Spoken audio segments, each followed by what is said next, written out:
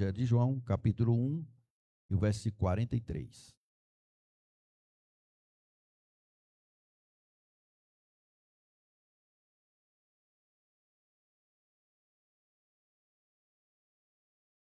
Todos encontraram? O texto bíblico diz assim: no dia imediato, resolveu Jesus partir para a Galileia e encontrou a Filipe, a quem disse, a quem disse, a quem disse, segue-me. Podeis tomar os seus assentos. Somente esse versículo para termos uma base daquilo que eu quero, uma base, uma referência bíblica para aquilo que eu quero ministrar ao teu coração nesta noite, tá? Eu só gostaria de pedir a máxima atenção do público de forma geral, tá? Evite as conversas paralelas nesse momento. Vamos estar atento àquilo que Deus tem para nós. Deus já tem falado conosco de uma forma tão linda, tão especial hoje, né? Através dos louvores, de cada palavra, cada um que teve uma oportunidade aqui, deixou algo da parte de Deus. E eu quero ser o canal de Deus na tua vida também, tá? Mas para isso a gente precisa de quê? De estar disposto. Você prestou atenção no louvor que o Rafael cantou? Se pedirmos, né? Jesus, então tem que pedir, né, Wellington? A gente tem que pedir, tem que dar espaço para ele, uma graça. Se a gente ficar inerte, Jesus não é invasor, né? Então, se a gente pedir, Senhor, eu quero sair daqui renovado.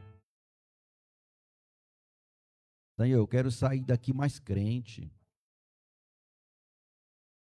As lutas, irmãos, é algo que faz parte da vida de todos nós. E cada dia que passa, está ficando mais complicado. Natanael disse muito bem aqui. O cenário mundial hoje, preste atenção, é assustador. E nós não podemos ficar inertes de maneira nenhuma, porque nós somos conhecedores daquilo que vai acontecer sobre a face da terra. A gente tem que parar de fingir que está tudo bem, que não está acontecendo nada, que é só festinha, que é só levantar a mão. Não, irmãos. Jesus falou para nós olharmos para a figueira. O que é isso? Nós estamos atentos aos acontecimentos. Então não está na hora mais de nós brincarmos de ser crente, chegar na igreja, ficar batendo papo, conversando. Não, é Senhor, me dá graça, me ajuda a ser crente, me fortalece. Não deixe de maneira nenhuma eu sair da tua presença. É mais ou menos, Natália, sobre isso que Deus colocou a mensagem hoje no meu coração. O contexto que nós lemos, ou esse versículo, ele diz respeito justamente ao momento exato aonde Jesus chama ou escolhe aqueles a quem seria confiado o papel ou o trabalho de proclamar o reino de Deus. Porque o reino de Deus, irmã Magnólia, ele foi inaugurado aqui na face da terra através do nascimento de Jesus Cristo. Jesus Cristo veio inaugurar, trazer o reino de Deus. Tá? Quando se fala de reino de Deus, fala de algo tanto futuro, mas também presente. Nós não vivemos a totalidade do reino de Deus, aquilo que Deus vai preparar para nós, ou melhor, já foi preparar para nós. Mas nós vivemos, irmã Irineide, parte desse reino de Deus. Como assim? Quantos sentem paz no período que nós aqui estamos? O mundo está em guerra, mas nós aqui estamos em paz. Por quê? Porque o reino de Deus está dentro de cada um de nós. Quem não tem o reino de Deus está aflito, preocupado, angustiado, sem saber o que vai acontecer. Nós não, nós temos paz porque o reino de Deus está aqui dentro. Aí o que vai acontecer com o mundo, pastor? O mundo vai de mal a pior, como a Bíblia diz. Não vai melhorar não, irmãos. Não, ano que vem vai ser melhor, o governo, não vai melhorar não. Eu não quero aqui passar uma mensagem pessimista, mas eu quero ensinar você a olhar a vida por um outro ângulo. Nós temos paz, nós temos certeza, porque o reino de Deus chegou até nós através ou por intermédio do nosso Senhor e Salvador Jesus Cristo. O contexto diz do momento aonde Jesus chama alguns para dar continuidade à proclamação desse reino de Deus. E a Bíblia nos mostra que ele chama a princípio homens comuns, Rafael. Não eram pessoas dotadas de muita sabedoria, de muito conhecimento, destaque na sociedade. Eram homens comuns dentre a sociedade. E ele chama a princípio 12 homens. O contexto bíblico aqui vem relatando ou referindo-se a esse momento. Quando nós começamos a estudar a biografia, irmã Raquel, desses homens, a maioria deles eram o quê? Homens pescadores, irmão André. Homens simples, comuns no meio da sociedade, como eu disse. Mas a Bíblia, ela chama a atenção, pelo menos, dos 4 evangelhos, pelo menos 3 relatam de forma mais clara e objetiva sobre a chamada desses 12 homens. E desses 3 que relatam a chamada, 2 deles, pelo menos Mateus e Marcos, vem mostrando algo que chama a atenção. Logo após Jesus chamá-los ou comissioná-los, a Bíblia diz que imediatamente, o que eu disse? Imediatamente, eles deixam as redes, eles abandonam os barcos e passam imediatamente a seguir Jesus. O que eu aprendo com esse termo imediatamente? É algo que foi feito com disposição. É algo, Júnior, que foi feito com convicção. Bastou um chamado, uma palavra de Jesus, eles abandonaram aquilo que era a profissão deles, Igor, que era pescadores, abandonaram as redes, deixaram os barcos imediatamente e passaram a seguir a Jesus, com convicção, com determinação. E Jesus disse, se referindo a eles, que faria deles agora pescadores de homens. É como se Jesus estivesse ali iniciando, irmã Joyce, um novo ciclo. Foi até agora vocês pescaram peixe, mas agora eu vou fazer de vocês pescadores de homens. O ciclo lá encerrou. Vai começar uma nova jornada na vida de vocês. A biografia vai dizer que havia também Pedro, Ricardo, um publicano entre aqueles homens. E o que era o publicano? O publicano era um judeu que prestava serviço para o Império Romano, né? O publicano era um cobrador de impostos. Era uma das pessoas mais odiadas entre a sociedade naquela época. Porque era o que tinha, Caleb, o papel de bater na porta de morador por morador para cobrar o imposto. E a maioria deles, sabe o que faziam? Se o imposto, por exemplo, fosse, Vinícius, R$100, ele cobrava 300 das pessoas. Guardava 200 no bolso e levava 100 e entregava para os seus chefes. A corrupção não é de agora, não. A corrupção é antiga sobre a face da terra. Era uma pessoa extremamente odiada, né? Mas foi um dos que Jesus chamou para andar com ele. Jesus é maravilhoso, Samuel. Jesus nos surpreende. Às vezes nós queremos selecionar as pessoas para andar conosco. Às vezes nós queremos selecionar pessoas para fazer ciclo da nossa amizade. Às vezes por causa de um erro, de uma falha que alguém comete conosco, fala, você está arriscado a minha lista, não serve mais, não olha na minha cara, cancela, né, ou bloqueia o meu número de celular, eu não quero nunca mais falar com você. Jesus não. É por isso que a Bíblia diz que ele veio buscar e salvar aqui. Perdido. Troca aqui para mim que o microfone começou a cansar de mim. Espero que seja só o microfone. Mas vamos lá para frente. Jesus comissiona esses homens e eles passam agora a serem chamados de apóstolos. Esse termo apóstolo significa enviados. Jesus chama, comissiona, vai treinando, vai ensinando e eles se tornaram apóstolos. São convocados, como eu disse, a seguir Jesus. Mas nessa leitura que eu fiz esses dias, me surgiu, obreiros, uma pergunta. Por que Jesus chamou 12?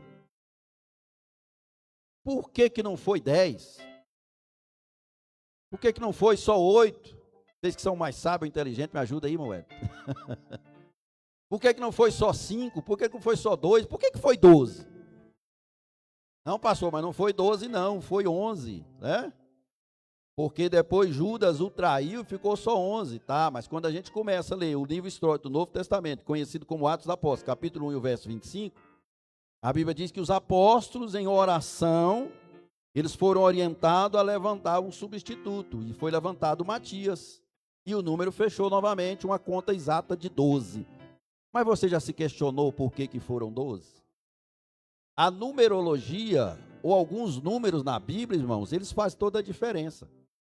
Nesse caso aqui, não vou entrar em assunto, não vou entrar nesse tema, mas dentro desse caso, quando Deus chama Abraão, de Abraão vem Isaac, de Isaac vem Jacó, de Jacó vem 12 descendentes, e Deus faz uma promessa que através desses 12 descendentes, ele iria levantar uma nação, da qual iria nascer o Salvador, a nação do povo de Israel.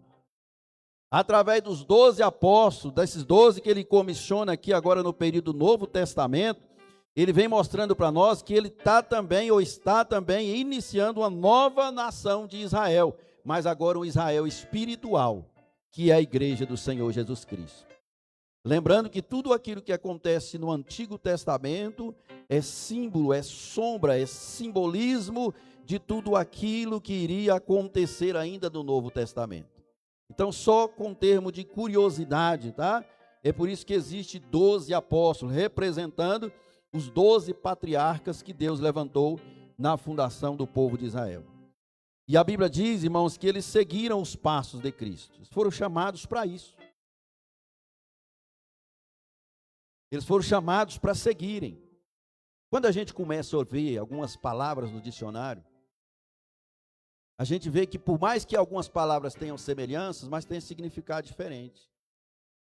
Por exemplo, quando você olha a palavra seguir e acompanhar, é quase a mesma coisa, sim ou não? Né, Aleph? É quase a mesma coisa. Poderíamos dizer que seriam sinônimos, mas não é, tem todo um diferencial, porque seguir dá a ideia daquele que pisa no mesmo passo. Seguir dá a ideia daquele que dá continuidade a um pensamento ou a um propósito. Este é o simbolismo, o significado dessa palavra seguir. O acompanhar é diferente. Por mais que apareça que seja um sinônimo, o acompanhar é aquele, Fabrício, que ele está de longe assim, mas ele está só olhando assim, ó, só acompanhando. Eu quero só ver o que vai dar esse negócio. E quando a gente começa a olhar para Jesus, tinha pessoas dessa forma. Os apóstolos, Maquel, eram aqueles que pisavam nos mesmos passos aonde Jesus pisava. Agora, entre a multidão, tinha aqueles, irmãos, que ficavam só de longe. Eu não quero me envolver muito com esse negócio, não. Eu não quero participar muito desse negócio. Mas eu só quero ver onde é que vai dar esse negócio de cristianismo. Eu só vou lá porque o pão é multiplicado. Eu estou aqui numa fome danada. E aquele homem, quando ele ora, o pão é multiplicado, o peixe é multiplicado. Eu vou ficar de longe. Quando chegar o momento do pão, opa, eu estou junto. É parecendo igreja hoje, mais ou menos. Na oração, só vem aqueles que seguem. Mas no dia do churrasco, aí vem todos aqueles que acompanham, agregados e vizinhos e todo mundo. E vamos embora, mas faz parte da igreja, né? Mas é mais ou menos isso o significado. E eles seguem os passos de Cristo. O grupo cresceu. Agregaram-se agora novos discípulos. A maioria das vezes a gente generaliza tanto apóstolos como os discípulos, mas tem um significado também diferente. Apóstolo, Jonathan, como eu disse, é aquele que foi enviado. O discípulo é aquele que segue alguém, aquele que acompanha instruções ou ensinamentos de alguém. A partir do momento que os apóstolos são enviados, eles começam a pregar o evangelho e começam a agregar novos discípulos. A igreja começa a crescer, a igreja começa a se ampliar. E a história bíblica vai ensinar para nós, lá em Atos, capítulo número 11, 26, que em Antioquia é pela primeira vez aquele grupo de pessoas chamado de cristãos. Está lá na história. Atos capítulo 11, o verso 26, a primeira vez que é chamado cristão. E sabe o que é essa palavra cristão? Pequeno Cristo. Pequeno Cristo, Fábio Júnior. Uma representação de Cristo. É claro que nós estamos longe disso, mas esse é o propósito de Deus. Gerar em cada um de nós a sua personalidade. O capítulo que Rafael leu, Efésios capítulo 2, e o verso 1, e diz para nós: e ele vos vivificou. O que é vivificar? Tornar à vida, estando vós mortos em ofensas e pecados. Olha o que Jesus Cristo fez por nós. Ele morreu na cruz, irmão Juscelino, para que hoje nós tivéssemos vida e vida com abundância. Ele entregou, Wallace, a sua própria vida. Eu sempre costumo dizer que não mataram Jesus na cruz. Foi ele, Maniedes, que deixou-se esvair a vida dele. Porque a Bíblia diz que a consequência ou o salário do pecado é o que? A morte. O salário do pecado é a morte. Até o pecado tem salário, né? É a morte. Mas o dom gratuito de Deus é a vida eterna, que veio por intermédio do nosso Senhor e Salvador Jesus Cristo. Você pode glorificar a Deus? A Bíblia diz então que Jesus, ou melhor, a igreja crescendo, né, como eu disse, são chamados de cristãos, juntos eles, tanto os apóstolos como discípulos, eles pregavam, eles ensinavam, enfermos eram curados, maravilhas aconteciam através da autoridade que foi dada por Jesus. Quando nós começamos a estudar, por exemplo, sobre a grande comissão, eu estou sendo mais didático hoje, irmão, até porque a voz não está boa, né? Estou trazendo mais um ensino mesmo, porque se eu for me empolgar aqui, logo a voz acaba, e por isso que eu estou sendo mais pausado, Mas quando a gente vai estudar, por exemplo, sobre a grande comissão, eu já disse para os irmãos aqui o que é a grande comissão, que é o chamado e a responsabilidade que foi nos dada ou nos passada de pregarmos o evangelho. E entre a grande comissão, por exemplo, está lá em Marcos 16 e 17, a Bíblia disse assim, estes sinais seguirão aqueles que acompanham, que creem. Preste atenção, em meu nome expelirão demônios. Foi uma palavra, uma autoridade que foi dada de Jesus para os apóstolos, incluindo também os discípulos da igreja dos últimos dias. Tu que é crente, perde esse medo de correr de endemoniado, né? Pastor Wilson pregou aqui domingo passado, falou a respeito disso. Crente, a hora que o endemoniado está para lá, ele corre para cá. Deus me livre, deixa eu correr para cá. Para com isso. Foi dado para nós a legalidade, a autoridade, irmãos. Marcos 16 e 17. Estes sinais hão de acompanhar aqueles que creem. Em meu nome expelirão demônios. Em meu nome falarão novas línguas. Em meu nome pegarão em serpentes. E se alguma coisa mortífera beberem, não lhes fará mal. E se impuserem a mão sobre os enfermos, eles ficarão curados. Louvado seja o nome do Senhor. Foi palavra de autoridade que foi dada por Jesus, tanto para os apóstolos, quanto também para os discípulos e todos aqueles que creem e confiam no nome do Senhor. Vamos para a aplicação da mensagem agora. Até agora eu falei de questões históricas, de fatos que a Bíblia nos mostra, mas a minha mensagem seria em vão se eu não trouxesse o lado prático ou a aplicação desta mensagem. Esses homens que foram chamados e comissionados por Jesus, fica a seu critério a palavra que você quiser usar, esses homens, irmãos, não tinham nada de especial. Eles eram, irmã Ellen, comuns, como qualquer um de nós. Esses homens, eles eram cheios de falhas. Tem alguém perfeito aqui? Levante a mão, deixa eu abaixar a minha. Tem alguém perfeito aqui? Tem alguém que não tem pecado aqui? Não tem ninguém. A Bíblia diz que não tem um homem sobre a face da terra que não peque. E se ele falar que não peca, ele já pecou, já está errado, porque não existe. Esses homens também, irmãos, eles eram comuns como eu e você, cheios de falhas. Deixa eu te falar, eles tinham medo, eles tinham insegurança, porque eles olhavam para o amanhã, eles não tinham certeza de nada. Eles caminhavam seguindo os passos e as determinações que foram dadas por intermédio de Jesus, mas o futuro era inseguro. Assim como o meu, assim como o seu, nós temos fé de algo que Deus foi nos preparar.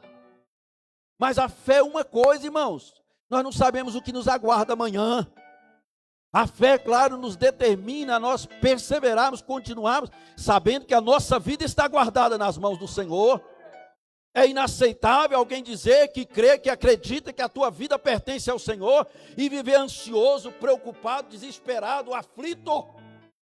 Nós não somos mais ovelhas sem pastor. Nós temos alguém que peleja por cada um de nós.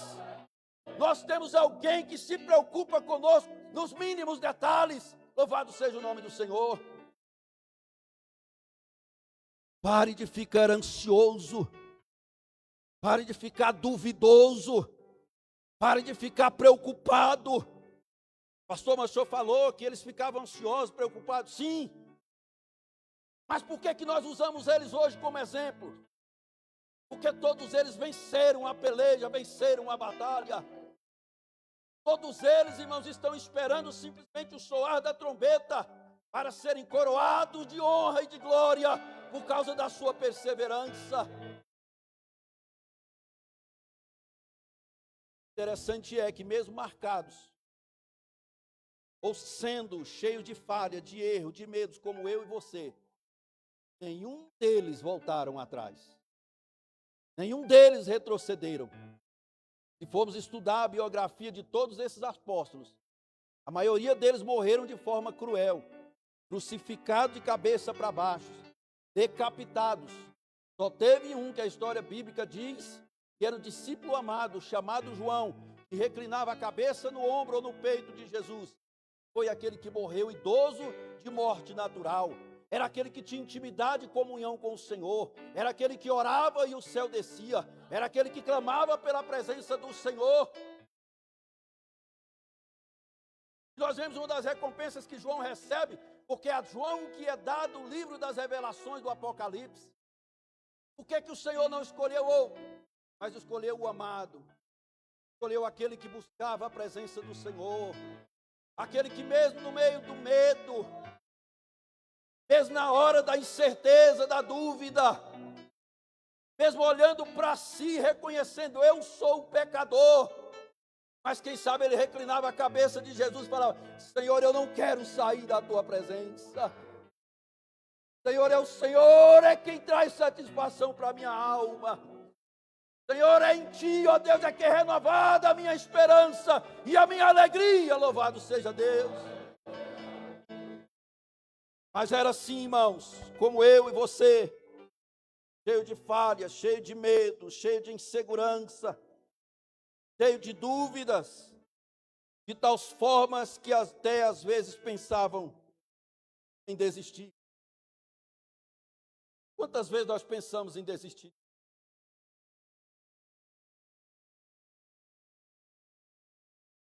Quantas vezes nós pensamos em desistir da nossa profissão, nosso cônjuge, da nossa família? Quantas vezes já vi as pessoas dizer assim, ó, eu estou com a vontade de sumir no mundo. Já ouviu isso aqui? Estou com vontade de sumir, Tiago, e abandonar tudo. Quando ele está falando, irmão, está falando abandonar tudo. Muitas vezes, irmãos, vem sobre nós esse desejo de desistir. Não é de maneira nenhuma. Até certo ponto errado. Por quê? Porque isso demonstra a nossa fraqueza. E esses homens também, eles tinham isso, irmãos. Como assim, pastor? Lembra lá no momento da prisão? O que aconteceu? A maioria deles, correram. O próprio Cristo diz que ele ficou sozinho na cruz, irmão. Preste atenção. Quando eu digo, irmão, sozinho, a Bíblia diz, irmãos, naquele momento de trevas, da morte de Jesus, até o próprio Deus virou as costas para Jesus na cruz do Calvário. Pastor, mas que covardia da parte de Deus? Não. Ele não estava virando as costas, não era para o seu filho que estava na cruz do Calvário. Deus estava virando as costas para os nossos pecados que estavam sobre ele. Mas eles pensaram também em fugir, irmãos, em desistir de tudo, em abrir mão de tudo. Lembra lá, Pedro, aquele que se dizia corajoso, chegou, irmã Lídia, a negar a Jesus 3 vezes. Falei, eu não conheço. E aí a gente fala assim, como que Pedro pôde fazer aquilo, negar a Jesus? Deixa eu te falar, irmão, quantas vezes nós também negamos a Jesus? Isso não é um ato isolado só de Pedro, não. Nós também negamos a Jesus. Com as nossas palavras, com as nossas ações, com os nossos olhares, com as nossas atitudes. Muitas vezes nós também estamos negando a Jesus.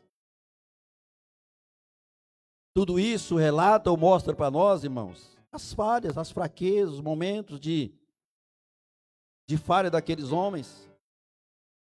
Tem um texto muito lindo também que eu vejo, irmã Beth, no último capítulo do Evangelho de Lucas, quando a Bíblia fala, após a crucificação de Jesus, 2 discípulos abandonando a fé, estavam indo a uma aldeia chamada Emaús. E a Bíblia diz, Mantina, que eles iam tristes, cabisbaixo, de cabeça baixa, irmã Irene, sem esperança nenhuma mais. E comentando, irmãos, sobre a situação que eles estavam vivendo entre si, cabisbaixo, e agora, hein? Tem que voltar lá para aquela aldeia, voltar para a mesma vida, trabalhar da forma que nós trabalhamos, porque a nossa esperança se foi. Quando de repente a Bíblia diz, irmão Adílio, que Jesus se manifesta entre eles. E diz para eles assim, por que vós estão tão tristes? Que caminhar é esse de cabeça baixa dessa forma? Por que vocês estão dessa forma? E aí eles questionam, de onde vem você? Você não está sabendo das últimas novidades, não? Nós estamos vindo lá de Jerusalém, você não está sabendo o que aconteceu lá? Aquele em quem nós colocamos a nossa esperança, aquele que quando falava fervia o nosso coração de alegria e de esperança, aquele que nós esperávamos que dele viria a nossa redenção. Crucificaram ele, e hoje é já o 3º dia e nada aconteceu. É por isso que nós estamos tristes, acabou a nossa alegria, nós não temos mais esperança em nada. Mas a Bíblia começa a relatar para nós que Jesus começou a trazer a memória daqueles dois, aquilo que estava pronunciado na palavra de Deus desde lá do tempo dos profetas, as palavras que foram ditas por Jesus.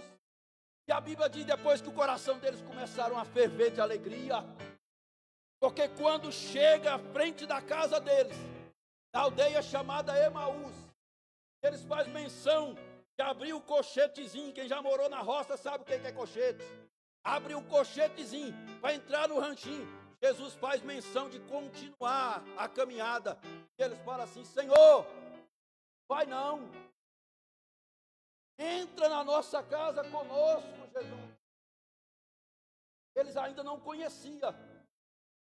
Os olhos deles ainda estavam tampados a respeito de quem era aquela pessoa. Mas a Bíblia diz que assentado à mesa, que era algo cultural, da honra para o visitante. Quando Jesus partiu, eles viram que era Jesus que tinha ressuscitado. E naquele momento Jesus também desapareceu.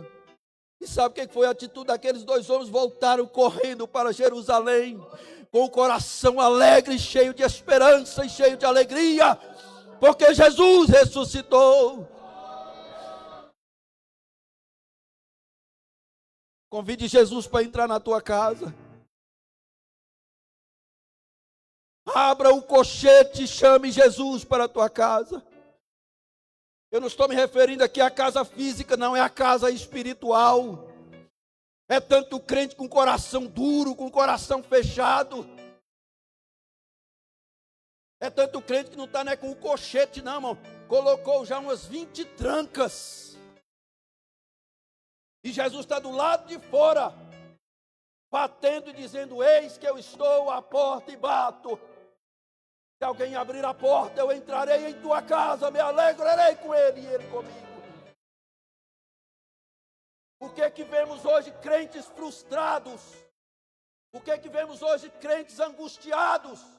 Por que que vemos hoje crentes que não tem mais esperança? Por que que vemos hoje pessoas que não querem nem se parecerem mais com Jesus? Porque o coração está fechado. E no lugar que era para ser colocado Jesus, que é no trono da nossa vida, que é no lugar principal, nós temos colocado tantas outras coisas. Mas deixa eu encerrar a mensagem. Outro exemplo que nós vemos também. A Bíblia vem dizendo para nós que no capítulo 21 do mesmo Evangelho de João, preste atenção. Evangelho de João no capítulo 21. 7 daqueles apóstolos que tinham sido chamados por Jesus estavam às margens de um mar chamado Mar de Tiberíades. O cenário era o mesmo. 2 apóstolos a caminho de Emaús. Lá estavam 7 deles, quem sabe sentados à margem, sem esperança. Falei, agora, o que nós vamos fazer da vida, né? Não tem nada para fazer. Aí o texto diz lá, depois você leia, Pedro fala assim: eu vou pescar. Aí os demais falaram assim: então eu também vou. Mas essa expressão que Pedro diz, eu vou pescar, irmão, sabe o que significa? Eu vou retornar à velha vida. Eu disse que no começo Jesus chamou os pescadores. Imediatamente eles deixaram a rede e os barcos. Quando a esperança saiu do coração daqueles homens, Pedro falou: eu vou pescar. Quando ele diz, eu vou pescar, ele está falando assim, ó, acabou a esperança. Foi bom enquanto durou. Mas Jesus se foi, não tem mais nada para fazer. Eu vou voltar a ser pescador. Vou pegar a rede de novo, vou viver como eu sempre vivi. E a Bíblia diz, irmãos, que os demais que estavam com ele o seguiram. E aí o texto vai dizer algo lindo, irmãos, que naquela noite nada apanharam. Irmão Mildson, profissional da pesca, jogaram a rede e nada, jogaram de novo e nada, viveram tantos anos disso, mas naquela noite eles não pegaram nada. Aprenda algo, irmãos, sabe o que eu aprendo aqui com isso? Que quem tem um chamado de Deus, nem para desviar ele presta. Deus tinha chamado aqueles homens para mudar o ciclo de vida deles, não era para ser mais pescador. Ao que eles davam conta, eles iam lá e não conseguiam fazer, está parecendo eu, não põe eu para pescar também não, se você for depender de matar a fome de um peixe que eu pego, tu morre de fome. Eu estou falando de profissionais, não pegaram nada. Eu volto a repetir, aquele que tem chamado de Deus, nem para desviar ele presta. Se você está pensando em desistir, deixa eu te dar um conselho, não vai não, porque lá não tem nada que presta. Se você está com seu coração frio, irmãos, vazio da presença de Deus, deixa eu te falar, busque renovo da parte de Deus, porque voltar para trás não é a solução. Se você está cansado, irmãos, levanta, convide a presença do Senhor sobre a tua vida, mas a solução não é voltar para o caminho de maneira nenhuma. Vamos para frente? O texto bíblico continua relatando, no capítulo 21 e o verso 4, que ao clarear do dia, pescaram a noite todinha, não pegaram nada. Ao clarear do dia, eles levantaram assim, ó, estava meio nublado ainda, né? O roceiro diz, estava meio turvo o dia ainda, não estava muito claro. Eles viram uma personagem lá na praia. Mas quem que é aquele que está lá na praia, né? Quem que é aquele? Eles foram remando, remando, remando. E de longe, Jesus, eles não conheceram. Mas Jesus pergunta, vocês têm algo aí para comerem? Aí eles respondem, falou, ó, nós não pegamos nada. Pescamos a noite todinha, mas nós não pegamos nada. Jesus pegou e falou assim, ó, lance a rede do lado direito.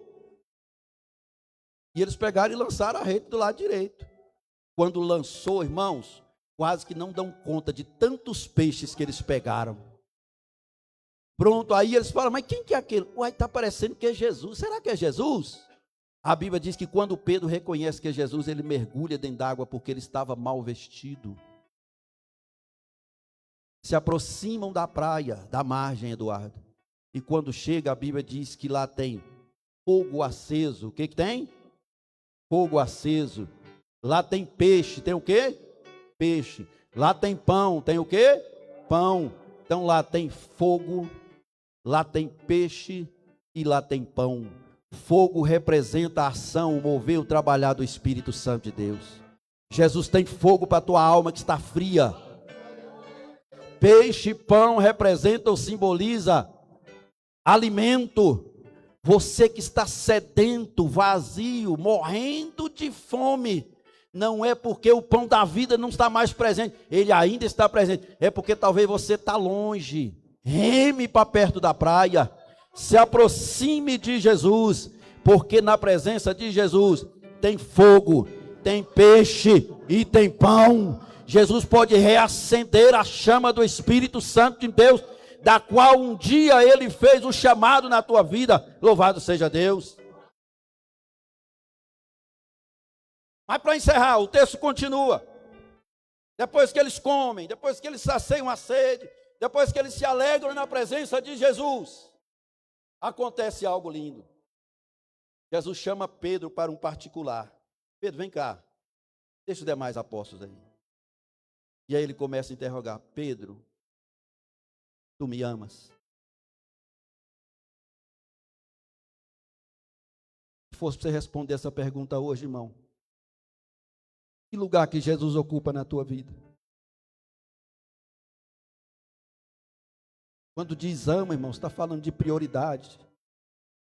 Está falando de alguém que ocupa um lugar de destaque.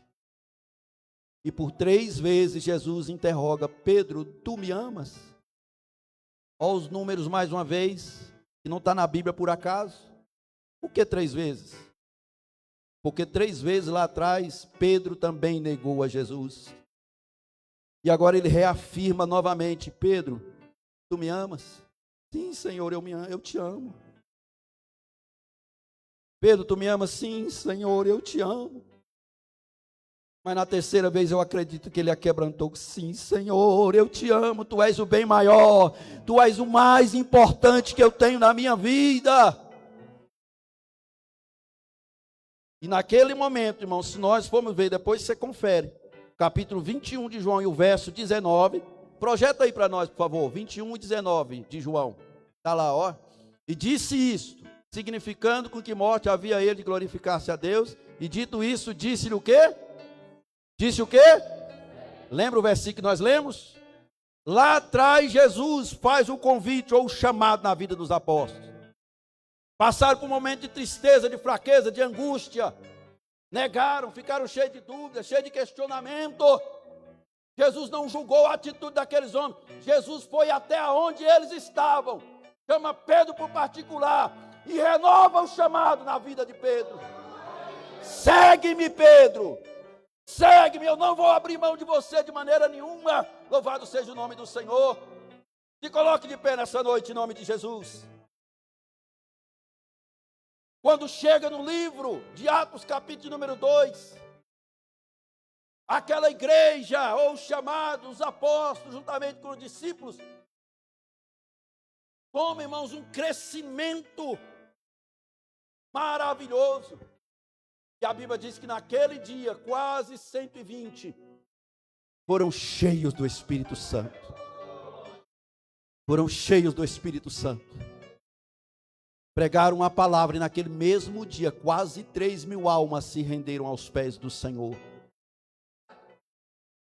Aqueles 12 homens agora, cheios do Espírito Santo, juntamente com os discípulos, abalaram o mundo daquela época.